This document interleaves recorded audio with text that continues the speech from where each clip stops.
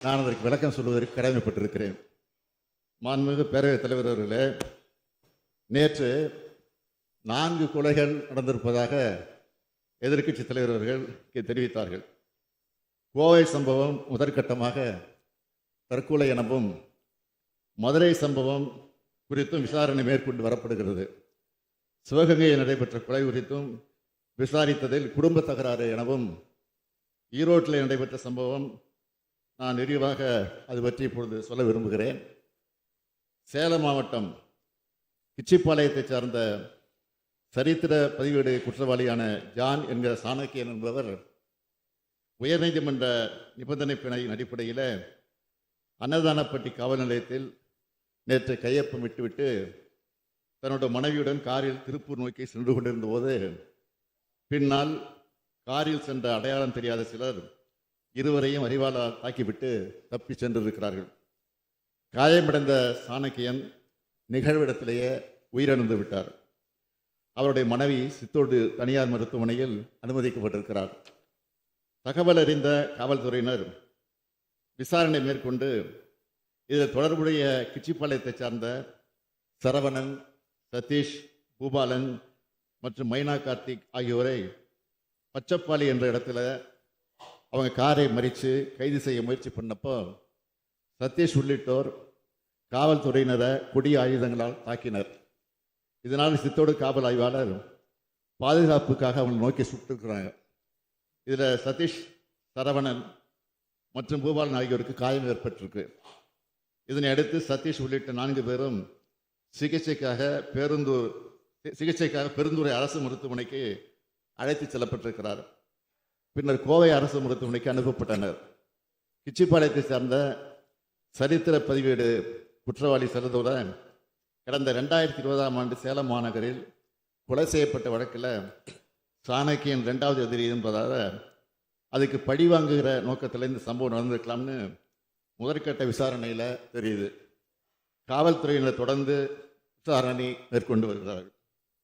மாண்புமிகு பேரவைத் தலைவர் அவர்களே, தமிழ்நாட்டில் சட்டம் ஒழுங்கு நிலைமை குறித்து இங்கே சில கருத்துக்களை எதிர்க்கட்சி தலைவர் அவர்கள் போகிற போக்கில் சொல்லிட்டு போயிருக்கிறாரு.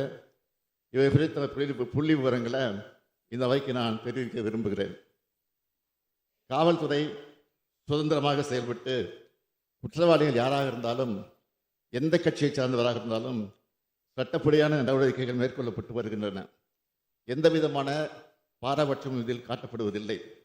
குற்ற சம்பவங்கள் நிகழ்ந்த பிறகு மேற்கொள்ளப்படும் துரித நடவடிக்கைகள் ஒருபுறம், குற்ற சம்பவங்கள் நடைபெறாமல் இருக்க மேற்கொள்ளப்படும் முன்னெச்சரிக்கை நடவடிக்கைகள் மறுபுறம் என இரு வகையிலும் காவல்துறை நடவடிக்கையை மேற்கொண்டு வருகிறது. குறிப்பாக தொடர்ந்து குற்ற செயல்களில் ஈடுபடும் குற்றவாளிகள், கூலிப்படையினர் ஆகியோரின் நடவடிக்கைகள் உன்னிப்பாக கண்காணிக்கப்பட்டு முன்னெச்சரிக்கை கைது நடவடிக்கைகள் மேற்கொள்ளப்பட்டு தேவையான இனங்களில் குண்டர் சட்டத்தின் கீழும் கைது செய்யப்பட்டு நடவடிக்கைகள் எடுக்கப்பட்டு வருகின்றன. கடந்த 2024ஆம் ஆண்டு மட்டும் 4571 சமூக விரோதிகள் அடையாளம் காணப்பட்டு குண்டர் சட்டத்தில் கைது செய்யப்பட்டிருக்கிறார்கள். தமிழ்நாடு காவல்துறை மேற்கொண்ட கடுமையான நடவடிக்கையின் காரணமாக 2023ஆம் ஆண்டு கொலைமை சூழற்ற குற்றங்கள் 49,280 இருந்தது. 2024இல் 31,498 குறைந்துள்ளது. ஒரே ஆண்டில் 17,782 குற்றங்கள் குறைத்திருக்கிறோம். சில கொலை குற்றங்கள் நடைபெறும் காட்சிகள் சமூக ஊடகங்களில் வெளிவரும்போது அதிக எண்ணிக்கையில் குற்றங்கள் நடைபெறுவது போன்ற தவறான கருத்து திட்டமிட்டு பரப்பப்படுகிறது. உண்மையில் எண்ணிக்கையின் அளவில் பார்க்கும்போது 2024ஆம் ஆண்டில் கொலை குற்றங்கள் 6.8 விழுக்காடு குறைந்திருக்கிறது. அதாவது முந்தைய ஆண்டோடு ஒப்பிடும்போது 109 கொலைகள் குறைந்திருக்கின்றன. அதேபோல் பழிக்கு பழி வாங்கும் கொலைகளின் எண்ணிக்கையும் 2024ஆம் ஆண்டில் 42.72 விழுக்காடு குறைந்துள்ளது. முன்னெச்சரிக்கை நடவடிக்கை எடுக்கப்படுவதன் ஒரு பகுதியாக பொதுமக்கள் அதிக அளவில் கூடும் திருவிழாக்கள், பெரிய பொழுதுபோக்கு இடங்கள், சுற்றுலா தலங்கள் போன்ற இடங்களில் பொதுமக்களின் பாதுகாப்பை உறுதிப்படுத்திட காவல்துறை கூடுதல் எண்ணிக்கையிலான காவலர்களை ஈடுபடுத்தி எந்த விதமான சம்பவங்கள் நடைபெறாமல் செவ்வனே பணியாற்றி வருகிறார்கள் என்பதை இந்த அவையில் உள்ள மாமன்ற உறுப்பினர்கள் நன்கு அறிவார்கள். குற்றவாளிகளுக்கு தண்டனை வாங்கித் தருவதில் இந்த அரசு சிறப்பு கவனம் செலுத்தி வருகிறது.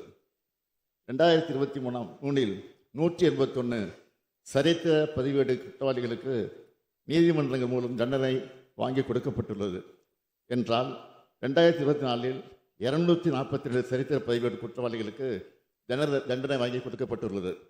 நீதிமன்ற வழக்குகளில் காவல்துறை காட்டிய தீவிர அக்கறையே இதற்கு காரணம். குறிப்பிட்டு சொல்ல வேண்டுமென்றால் 2024 மட்டும் 150 சரித்திர பதிவேடு ரவுடிகளும் ஆயுள் தண்டனை அல்லது 10 ஆண்டுகளுக்கு மேல் கடுங்காவல் தண்டனை நீதிமன்றங்கள் மூலம் பெறப்பட்டுள்ளது.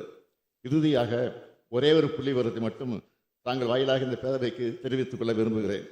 கடந்த 2012 முதல் 2024 ஆண்டுக்கான நிகழ்ந்த கொலைகளின் எண்ணிக்கை ஆண்டு வாரியாக ஒப்பிட்டு பார்க்கும்போது அதிமுக ஆட்சி காலத்தில், அதாவது 2012 ஆண்டு நிகழ்ந்த கொலைகள் எண்ணிக்கை 1943.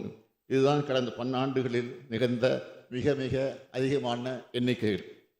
2013 ஆண்டு நிகழ்ந்த கொலைகள் எண்ணிக்கை 1927.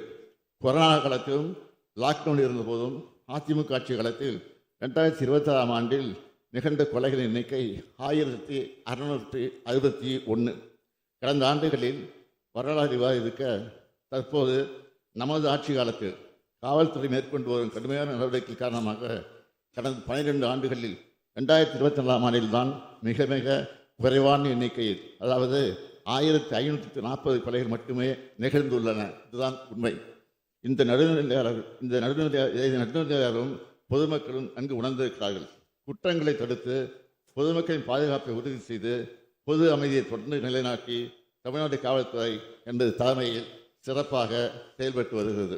அங்கொன்றும் இங்கொன்றுமாக முன்விரோதம் காரணமாக நடைபெறும் சில நிகழ்வுகளை வைத்து இந்த அரசின் மீது படி சுமத்தி அரசியல் ஆதாயம் அட்டைய நினைப்போர் சென்ற ஆட்சியில் தமிழ்நாட்டு சட்டம் ஒழுங்கு எப்படி சீரழிந்து கிடந்தது என்பதை இங்கே நான் தெரிவித்த புள்ளி விவரங்கள் அடிப்படையில் எண்ணி பார்க்க வேண்டும் என்று கேட்டமை